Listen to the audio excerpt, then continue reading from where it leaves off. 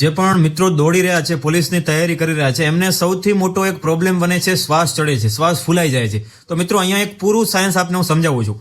જ્યારે આપણે દોડવાની શરૂઆત કરીએ ત્યારે બોડીની કેપેસિટી ઓછી હોય છે, એટલે જ્યારે દોડીએ છીએ ત્યારે શ્વાસ ફૂલાતો હોય છે, સ્વાભાવિક છે, અને આવું થાય જ, બધાને નોર્મલ છે, આ વસ્તુ થાય જ.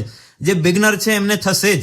પરંતુ જ્યારે આપણે દોડીએ છીએ ત્યારે અથવા તો કોઈ પણ પ્રકારની ફિઝિકલ ટ્રેનિંગ કરીએ ત્યારે બોડીને સૌથી વધારે ઓક્સિજનની રિક્વાયરમેન્ટ હોય, કારણ કે દોડીએ એટલે ઘણી બધી મસલ્સ એમાં ઇન્વોલ્વ હોય છે દોડવા સમયે, એટલે સૌથી વધારે ઓક્સિજનની રિક્વાયરમેન્ટ હોય છે.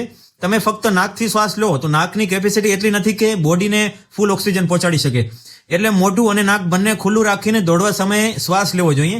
આપણે નોર્મલી બ્રીથ ફ્રોમ લંગ્સથી લેતા હોઈએ છીએ, પરંતુ તમે થોડા અંતરે બ્રીથ ફ્રોમ બેલી લો, ઊંડા શ્વાસ ભરો, પેટથી શ્વાસ લેવાનું રાખો, જે થોડા અંતરે આવા શ્વાસ લેવા જોઈએ. બાકી બ્રીથ ફ્રોમ લંગ્સ આપણે નોર્મલ શ્વાસ લઈએ છીએ એ લઈ શકો. બીજી વસ્તુ છે, જ્યારે તમે દોડો છો, થાકી જાઓ છો, ત્યારે સ્ટોપ થવાની જગ્યાએ તમે થોડું કન્ટિન્યુ ફરી સ્પીડ વોક કરો અને પાછું સ્લો રનિંગ કરો.